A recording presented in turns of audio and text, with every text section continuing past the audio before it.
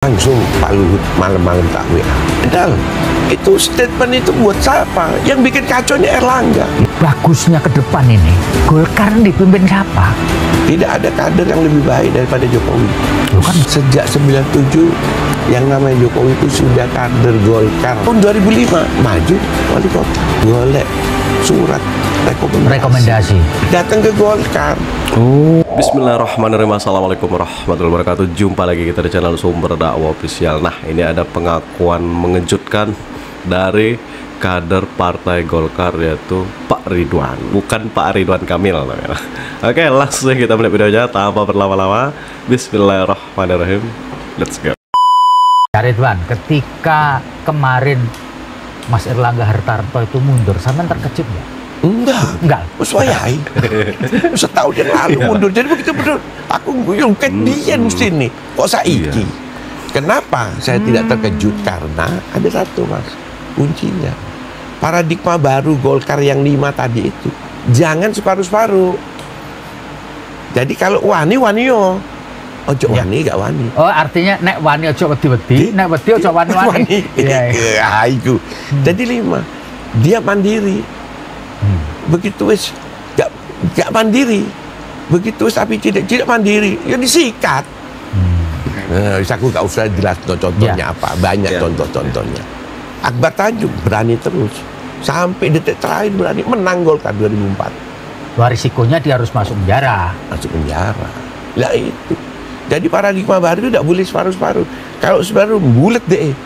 Bulet iki nyantap awak ide. Nah, ini dia kena santap sendiri. Dari proses kemandirian Partai Golkar, paradigma baru Golkar iki, Mas, tidak asal-asal loh, melalui proses meditasi loh, Mas. Jadi ojo main-main. Simbol Golkar itu duduk perkara ringin apa? Itu ada sila baca, itu proses meditasi yang dilakukan oleh orang-orang tua-tua. Makanya Golkar bisa ikut sakti. Cari Tuhan. Konon ada siklus 20 tahunan. Ya. Bahwa Golkar akan berjaya kira-kira. Berjaya. Tahun 2024 memang menang pemilu. Harusnya menang pemilu. Saya punya buku, gawe buku akan. Ya. Reformasi kedua Partai Golkar, paradigma baru. Aku tak luncurkan tanggal 10 November 2019 di Hotel Indonesia. Penulis siapa? Cak Maksum. Ini. Ya. Baru tahu ya. Ya. Penulisnya semua reformasi. Di situ saya katakan 2019 Golkar akan jadi pemenang pemilu pertama 2024, tapi berbasiskan 4.0 dan milenial. Itu dasarnya. Saya semua datang, ketua-ketua umum, Pak Akbar datang, Pak JK ngirim utusan, habis gitu Pak Abu Rizal datang nih, Pak Agung datang, Pak Erlangga ngirim utusan juga karena waktu itu dia ke Singapura ngantar ibunya. Semua ketua umum. Novanto pakai video. Ya. Untuk mungkin. Karena saya bilang kita harus mempersiapkan itu 2019 bulan November saya bikin buku itu. Menyongsong kemenangan Golkar 2024 karena siklus politik 20 tahunan. 45, 65, 2004, 2024. Tapi kok sekarang kalau cuma nomor 2, saya masih tetap kecewa. Katanya orang lupa Erlangga hebat. Ya tuh. Lupa mana DE kan jadi 102 sekarang porsinya. 102 kan. Duduk Erlangga yang kerja.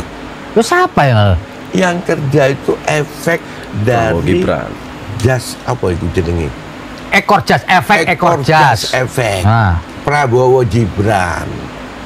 Oh, jadi efek dari Prabowo Gibran, bukan dari Erlangga efek. Kan, enggak ada Partai Golkar. Ini beliau pokoknya bilang. Saya ini kan di bawah saya. Saya tahu yang kerja siapa kok. Iya. Bukan caleg kerja otomatis supaya dia mau jadi. Nah, itu partai ya untuk koordinasi.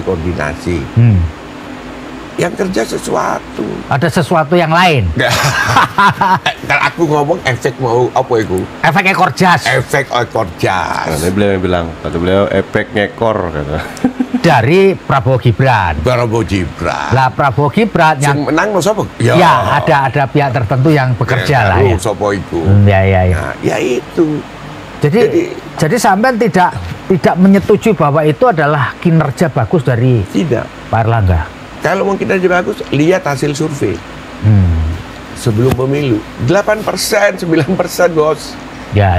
Gitu loh. Kalau kinerja Pak Erlangga di pemerintah juga banyak dipuji orang, gimana tuh? Duh, saya memberikan juga. Begitu dia terpilih, nggak sampai setahun, saya keluarkan statement, Erlangga harus memilih. Terus jadi Menko atau mundur dari ketua umum.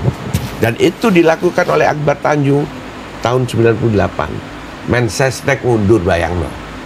Mengundurkan diri dari pegang ketua umum Partai Golkar. Supaya konsentrasi gitu ya? Konsentrasi. Dia juga harus gitu. Dua-dua gak bisa.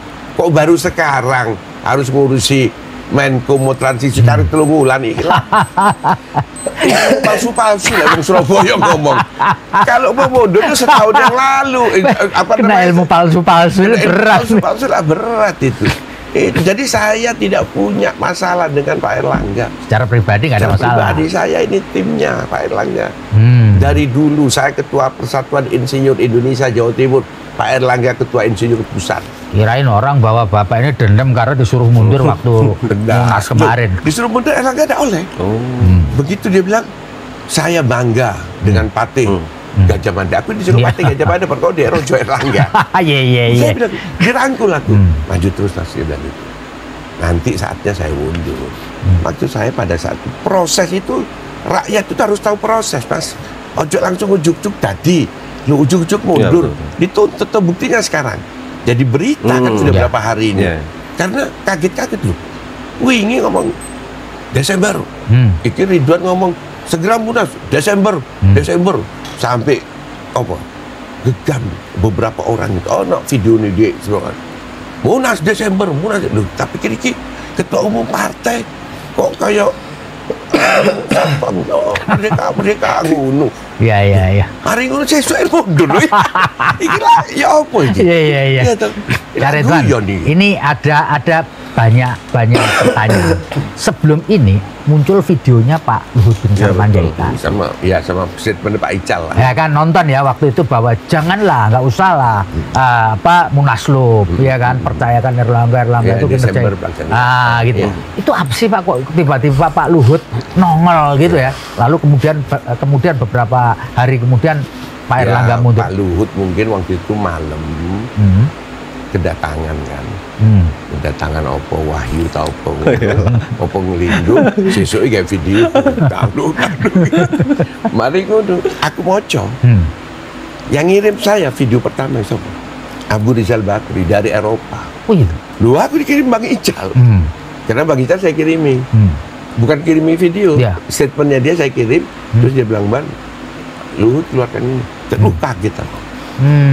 Langsung Pak Luhut malam-malam tak WA. Gitu ya? Iya. Apa yang disampaikan? Saya bilang, Pak Luhut, siapa yang bikin kacau?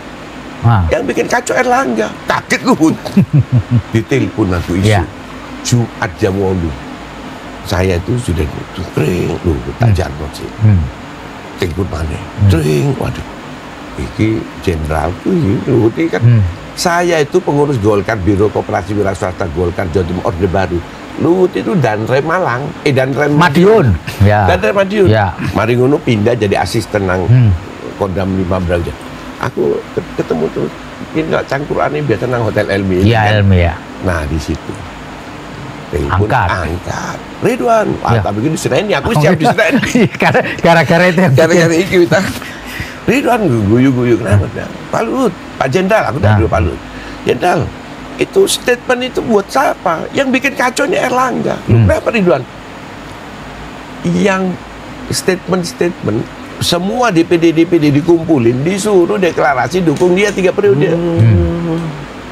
Ormas-ormas pendiri, Soksi, MKGR, Kosgoro, terakhir AMPI, dikongkon statement, bikin pernyataan. Ini kan Munasnya baru Desember. Dia mulai kerja Juni.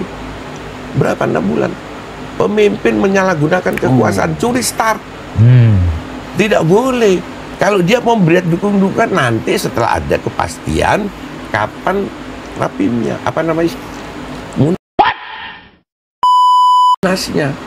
Didahului oleh Rapimnas rapat menentukan tanggal berapa. Mau 5 Desember, 7 Desember. atau November baru declare siapa yang mau maju silakan. Itu yang namanya partai modern, Fair. partai terbuka, fair, partai yang demokratis, nggak boleh pakai kekuasaan. Ya. Itulah yang kita rubah dulu. Golkar ini seperti itu, kita jadi paradigma baru Golkar dan dipercaya rakyat. Kok saiki apa yang dibaleni? Lu iso rusak Golkar ini. Lalu setelah Cak Ridwan ngomong gitu ke Pak Luhut, apa jawaban Pak Luhut? Oh, saya segera tegur Erlangga. Itu omongan Pak. Itu Pokoknya Opung Luhut bin Sarpanjaitan keren makanya. hari Jumat sekitar jam 8 pagi, setengah 9 pagi. Hari Jumat. Saya waktu itu lagi reuni di Malang, Lemhanas. Saya ini kan anggota Lemhanas KSA 14, 2006. 2006 tua iki aku. KSA. Itu semua kumpul situ. Ada Letnan Jenderal Suryo Prabowo. Oh iya, iya, Suryo. Nah itu yang paling canggih gue. Top waktu sekolah itu paling pinter. Iya, aku sebagai pupuk bawang. Sebagai pengusaha, mewakili pengusaha waktu itu. Nah itu reuni orang hampir 50 orang lah sama semuanya dari Jakarta 30 naik kereta api banyak. Nah saya lagi salam sama teman-temanku semua itu Ridwan ya. Cak Ridwan, terus menurut Cak Ridwan bagusnya ke depan ini Golkar dipimpin siapa? Nah ini saya sudah bicara mulai dari awal. Tidak ada kader yang lebih baik daripada Jokowi. Bukan kader Golkar. Siapa ngomong? Amin. Buktinya. Sejak 97 yang namanya Jokowi itu sudah kader Golkar Orde Baru. Oh, Golkar zaman Orde Baru. Saya waktu itu baru tahu saya. Ketua Umum HIPMI tahun 90-95. Habis itu Ketua Real Estate. Jokowi itu HIPMI di Solo. Ketua Asosiasi Mebel Indonesia Asmindo Solo Raya 97-2002. Gak ono zaman ketua organisasi zaman itu lah gak Golkar. Siapa dong Ketua Umum Asmindo ini waktu itu? Bob Hasan. Ya. Bob Hasan itu pengurus DPP Golkarnya Harmoko. Nggak mungkin saya ini ketua HIPMI karena Golkar. Zamannya Bambang Yoga Sugama. Di Jawa Timur sampai ketemu aku biar ya itu. Jadi cocok ya. Duh, tahun 2005 maju wali kota. Saya tanya sekarang, apa langsung ujuk-ujuk dia jadi calon wali kota? Golek surat rekomendasi. Datang ke Golkar. Di situ saya dibawa oleh Kusra Harjo, ketua Golkar Solo. Bawa Jokowi ke pusat. Pak Ridwan dukung pengusaha. Oh, tak dukung pengusaha. Ini Golkar. Belum PDIP. Ya. Nah, cuman oleh Golkar karena kita waktu itu mempersiapkan calon lain sekda. Maka Pak Jokowi pindah lagi ke Pak Amin Rais, ke PKS. Dapat Amin Rais. Terakhirlah baru dapat PDIP dengan syarat harus FX Rudi sebagai wakil. Akhirnya jadilah dicalonkan PDIP. Oh dulu. Kalau dia kader PDIP otomatis sama itu apa? Nyari kemana-mana. Ya. Langsung aja kan. Langsung dari siapa? Langsung. Kalau yang kader PDIP ya Pak FX Rudi kan? FX Rudi sejak awal sudah ketua. Ini gak pengusaha, pemain bebas. tapi kader Golkar. Nah, tapi kan nggak buktinya lagi. Ya apa tuh? Jadi presiden kabinet pertama 2014-2019 apa nama kabinetnya Pak Jokowi? Kabinet kerja kalau tidak salah. Ayo, apa? Nah, kalau saya kira kabinet Indonesia Maju. Ya. Sadurungnya gotong royong nggak salah. Apa tuh Pak? Kabinet kerja. Oh, ya. Lah kerja itu sopo? Ya Golkar. Nah, ya wis berkarya. Iya. Jos. Gak sadar kabeh wong. Aku sadar, aku meneng guyu-guyu aku. Iya. Aku pun saya pun sebenarnya baru sadar dan kaget. Saya ini mendukung Pak Jokowi itu yang bawa Mas Cahyo Kumolo. Ketua pemenangan pemilu, aku diceluk Amir Cahyowan.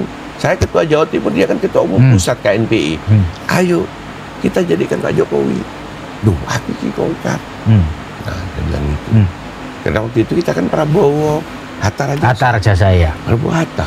Loh aku jalur bantuan ini adalah sesuatu yang kita kerjakan waktu itu. Muncullah Jokowi ini bersama Pak JK. Ya. Itu ceritanya. Jadi Pak Jokowi ini asli kader Golkar. Nah, zaman Orde Baru ya. Zaman Orde Baru. Golkar tuh jangan ditanya mana KTA nih, gak ono. Ya lek mau nih KTA, hitungmu sama suaramu akan. Lah ke suaranya Golkar. Ya. Ya tidak ada. Itu KTA itu kalau mau jadi caleg kasih KTA, mau jadi pengurus kasih KTA. Betul. Lah jadi apa-apa terus jalur KTA di Golkar itu 5 menit terus canggih. Kasih nik keluar langsung. 5 menit jadi. Nah, kalau jadi ketua umum, wong belum pernah jadi pengurus DPP. Ya apa ya bisa aja di Golkar mengubah ADART juga bisa. Ya, sampai undang-undang MD3 iso diubah. Undang-undang MD3. Iya. Iso kok sesuk masuk 15 Agustus perubahan lu kaget-kaget kabeh wong. Undang-undang ADART. Iya kan gampang banget. Nah, sudah guys. Nah, jadi ini sebenarnya bikin kaget loh.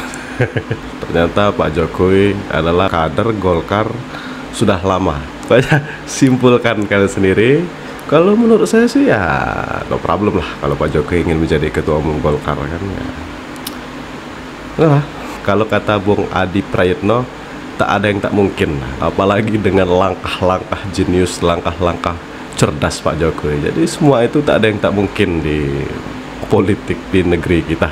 Pokoknya tulis di kolom komentar, simpulkan apa pendapat kalian. Dan tentunya tetap jaga rukun aman persatuan Indonesia. Jangan mau terpecah belah, jangan mau diadu domba, jangan mau termakan isu hoax. Tetap kawal kemenangan Pak Prabowo dan Mas Gibran. Wabillahi taufiq wal hidayah. Wassalamualaikum warahmatullahi wabarakatuh.